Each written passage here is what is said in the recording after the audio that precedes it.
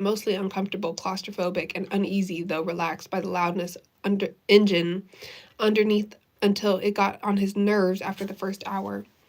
He stretched his legs comfortably and reclined his back into the seat's cushion. Chris Da Vinci was not enthusiastic to be on Delta Flight 3559 en route to Rome and less enthusiastic about being the lone passenger in aisle 38. Behind him, a mother and her baby sat quietly, and to his right were two college students.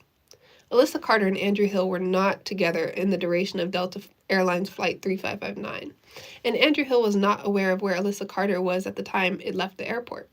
Carter stepped carefully through the aisle and slid her luggage overhead before taking a comfortable seat next to Professor David Christopher Da Vinci. Andrew Hill sat in Gate 9, where his plane was arriving. Professor Da Vinci was clearly not in the mood to be conversing with anyone, and Alyssa didn't want to push this. She was thinking about Andrew alone at Gate 9 where she'd left him. She wondered how he was so strong on his own, how he let her go to Rome by himself, and how he was so right about Christopher Da Vinci, Alyssa Carter. Sorry, can I go back 2 lines? She wondered how he was so strong on his own.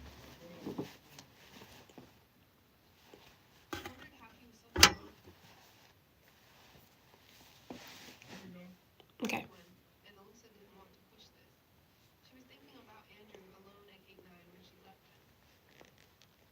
She wondered how he was so strong on his own, how he let her go to Rome by herself, and how much he was right about Christopher Da Vinci. Alyssa was starting to think more about Da Vinci's name and the irony of it arriving in Rome International Airport and Christopher Da Vinci himself. Part of Alyssa Carter shied away from tucking herself behind sunglasses and silencing her phone, where she'd occasionally draft a note to Andrew, who'd respond a few seconds later. Part of Alyssa Carter wasn't even excited to be in Rome, Italy, where she disappointed herself with the news. But Christopher Da Vinci pulled her luggage down from overhead and pat Alyssa on the shoulder, whereto he smiled, and Alyssa smiled back. The Colosseum? Christopher Da Vinci and Alyssa Carter pulled their carry-on bags through the gate and down the escalators of the airport before calling a taxi. Ciao was the only word that came to mind when you climbed into the back seat and closed the door. It was also the first time you checked your phone since Gilroy, where Anaya Robles had called you about 100 times and you had completely lost interest in calling her back. You leaned over to Chris Da Vinci. They hate us. They hate, Da Vinci started, that they can't control us. Chris Da Vinci was calm and poetic. You knew that was why Andrew liked him so much and shied away from expressing this yourself. Teller must love it here, Da Vinci remarked. Well, she's stuck in the library, Alyssa said. She's not stuck, Da Vinci replied. He was sending a message to Hannah as they spoke. She didn't want to go. He showed Alyssa the picture of Hannah Teller posing in Rome from her 2015 Instagram post, and Alyssa Carter smiled. No one hates Hannah Teller. Da Vinci smiled at this. No one hates us either. And yet you sat there in the backseat of your Roman taxi, mugging the window for showing you the outside world. Da Vinci called the taxi to stop, and you grabbed your bags from the trunk. Should I do that one more time?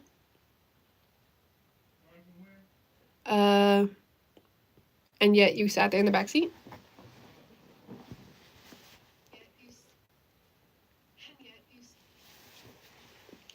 And yet. And yet you sat there in the back seat of your Roman taxi, mugging the window for showing you the outside world. Da Vinci called the taxi to stop you, and you grabbed your bags from the trunk. You were in front of a small bakery, the Roman streets cobbled, and the cafe chairs outside were small. Okay. Mhm.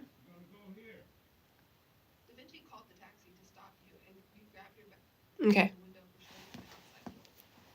Da Vinci called.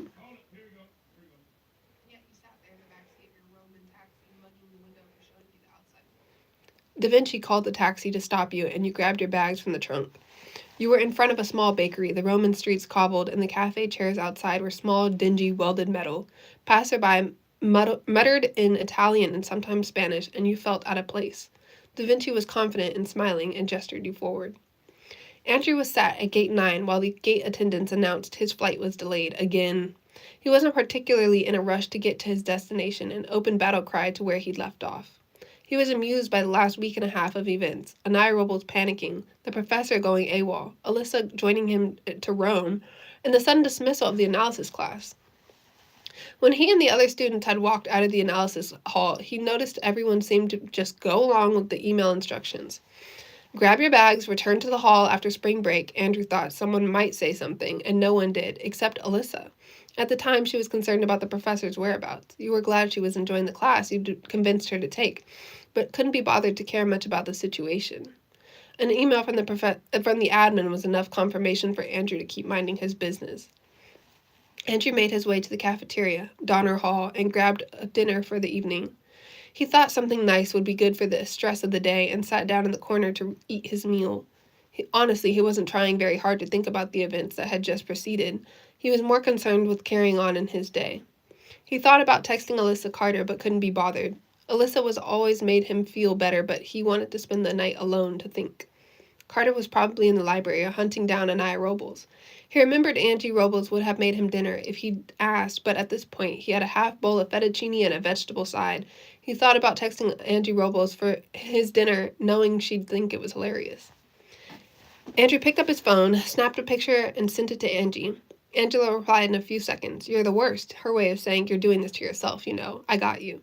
Andrew smiled. "Is it too late for dessert?" Angie sent a cake emoji, and Andrew decided what the rest of his evening would look like.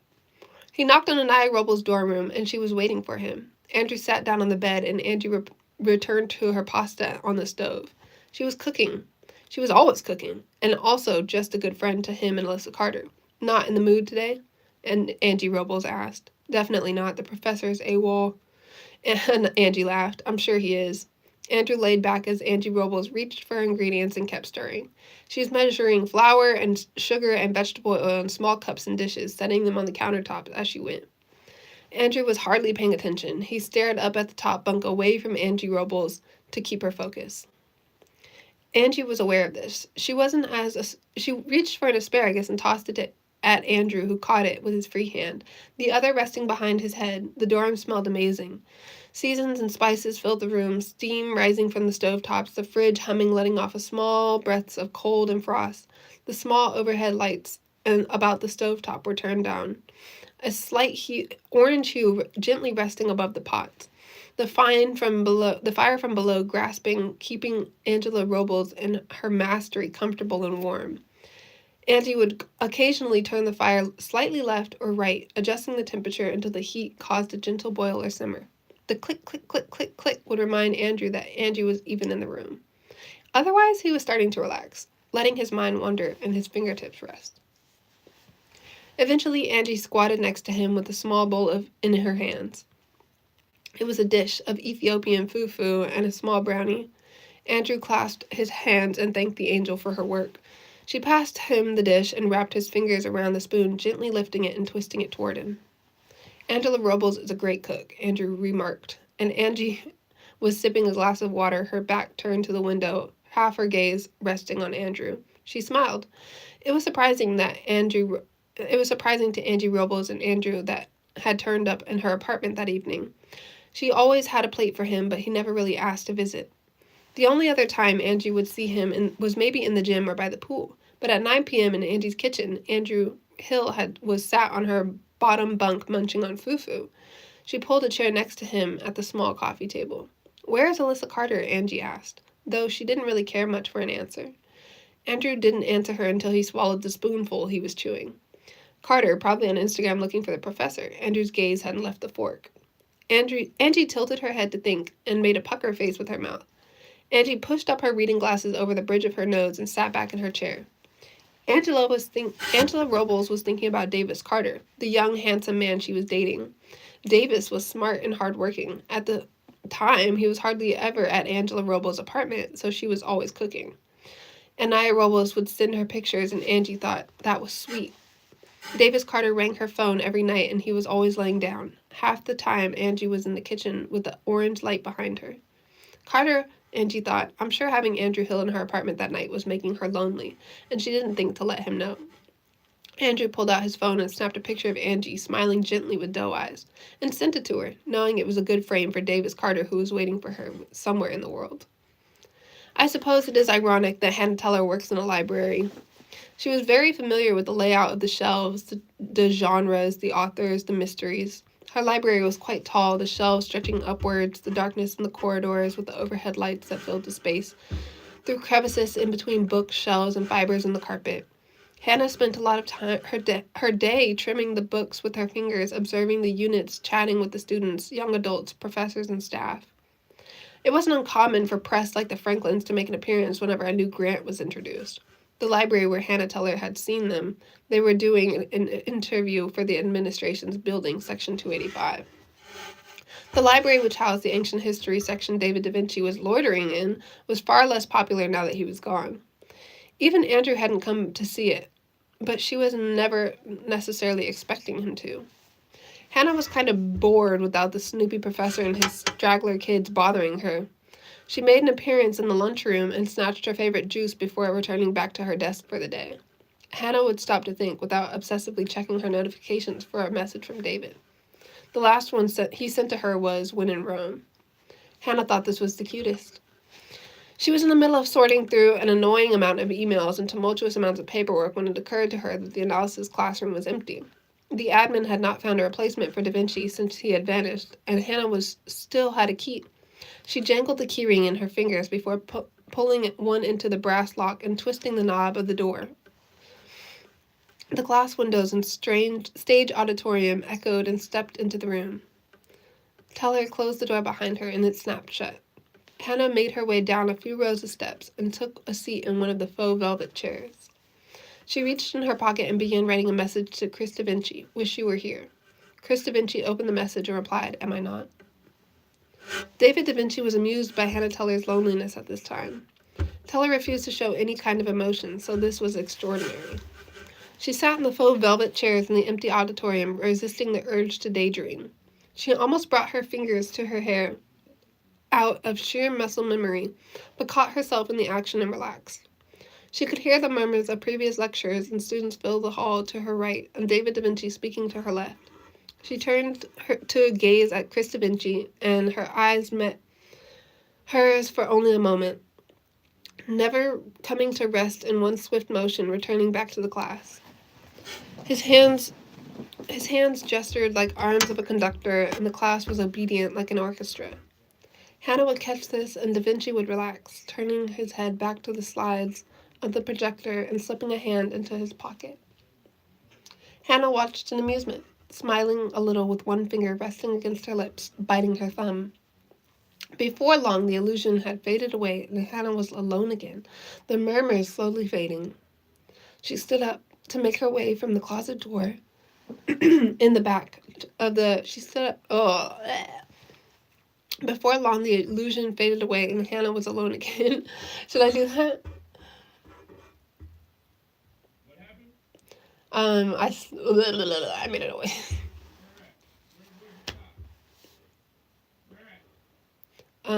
Go back. Perfection. Yeah.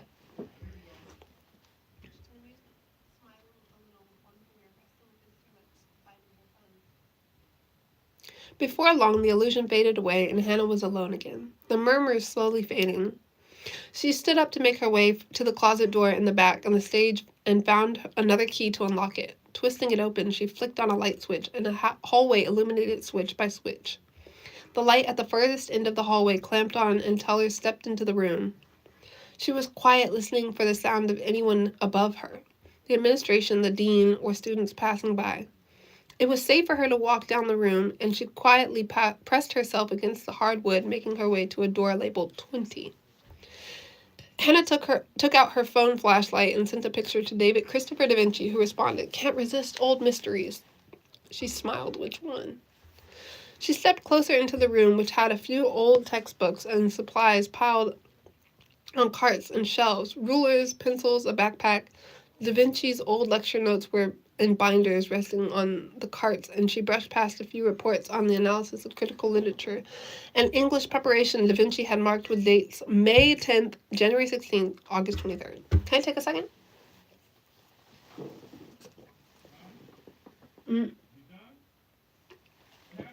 just drinking some Some liquid. What's that? Blah, blah, blah. I don't know what happened. My mouth was like, hold on. Did you say finish this chapter? Let me see how long this chapter is.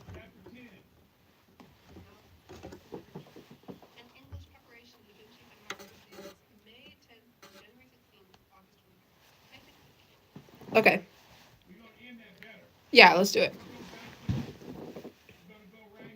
Okay.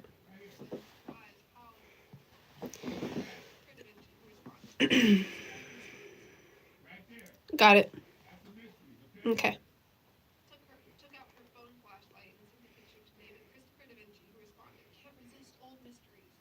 She smiled. Which one?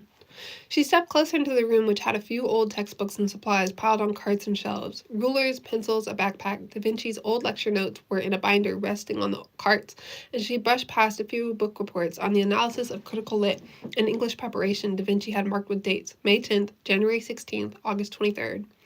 David left a few notes for Hannah circled in red, again, one of her favorites. The 301st of the Oxfords, scribbled on one paper. Hannah Teller's a wizard, written on another. Hannah spent a few minutes locating her textbook and flipped open to a page with her notes she'd written for Da Vinci. Is it illegal to be working in the summer? She was sure Chris was somewhere in Italy scolding her for the amount of pages she'd written in Rome, but she never saw that clue and she closed the book. Hannah loved Chris, and having a few secrets couldn't hurt. One was the amount of trinkets she'd hidden in this room behind the analysis hall. Knowing Chris Da Vinci, he probably didn't spend much time in the closet. After leaving analysis to take over the library, Hannah had left a number of books and other things she thought Christopher might use. What she hadn't expected was his fascination with Pompeii. Hannah searched the room for a sign of old textbooks she had on Rome, which she had used for geography lectures. Buried in a pile of fabrics and books and stuff, Hannah wrapped her hands around a Roman trilogy, the history of ancient Rome. The Roman Empire and geology in Rome. She had dug through the pages hoping to find something relevant. Most of Rome was beautiful. There were images of the Roman Colosseum, St. Peter's Basilica, Vatican City. Hannah was amazed. Surely Da Vinci was somewhere in one of the pictures right now. And Alyssa Carter. Alyssa was odd in the way that she was quiet. She enjoyed meeting Alyssa Carter in the library. Oh, what is happening?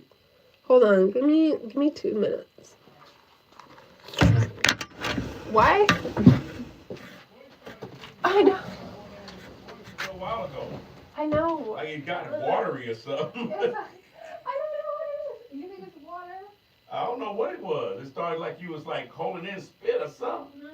We gotta go back. I know, we have to go back. Where was that? Let me go back. You were back And here. why? I don't know. It was weird, It was right? a backpack. Da Vinci's old lecture notes were in a Let's binder see. resting on the I can hear it. She brushed past a few book reports on the analysis of Well, put it this way. You know what it is, right? Uh-huh. This is something you haven't done this. I know what it is. You're not in shape to do this, yo. We gotta go a little at a time. We might have to. Because you're not. We might have to. It's like you can't come in the studio and just think of running Do 10 a miles. whole You got, you know what I'm saying? I know what you mean. You know, and honestly, you gotta clean up the parts. You can't be stuttering and messing up. No, I know. What are we on? We're still on 10, right? Yeah, this is 10. I think we can keep going though. Let's get half. How many chapters you got? I have 40 chapters. Damn. We might have to call it pause at like. We can call it pause now, and then I can come back. No, we gonna just go as far as we can go. Just take a break. Cause I don't know how many days I can get you like this. Yeah, I don't know. Yeah. We gotta keep going. Just a little at a time. I wonder if it's like. We got. You know, I have like a medical thing. What kind of medical thing? I think they're like seizure. You have a They're seizure? like mild. They're pretty mild seizures. Is that what you had? I think Because that's what it sounded like. I think that. Relax a little bit. I feel like maybe that's what they are. You get anxiety a lot? Yeah. That's what it is. Because I'm always trying to hide it. No, I mean, people get them. Go back to the beginning of the chapter. Can we listen to A it? 10? Yeah. Okay. I have medication for this too. Chapter 10. You gotta take Delta it. Flight 3559 left Gilroy International But you've done Airport, good so GIA, far. at 03:23 and was in the air for about 12 hours before Chris Da Vinci even thought about texting You know Hannah what I Teller. want to do? For the majority of the flight, he was leaning in the aisle What seat, intro? mostly uncomfortable. The title? Yeah? The main one? Yeah. Do you think we can find a song to put there? Let me see. This one right here? One of my beats? Yeah. Yeah, you know, I'm gonna have to give you these tracks, so you're gonna have to edit them. Okay. You know what I'm talking about? Accolades. I know. A You novel by have the ability Sidney to do Allen. that? I do. Okay. Written by Thomas Artenary. What kind of music you Recap want? by David I'm- Christopher Da Vinci. What kind of music you want? What you got? Let me see what I got for you. You want something, let's It's called go. Riz. Huh? Smooth? Yeah. Just some smooth music. Live.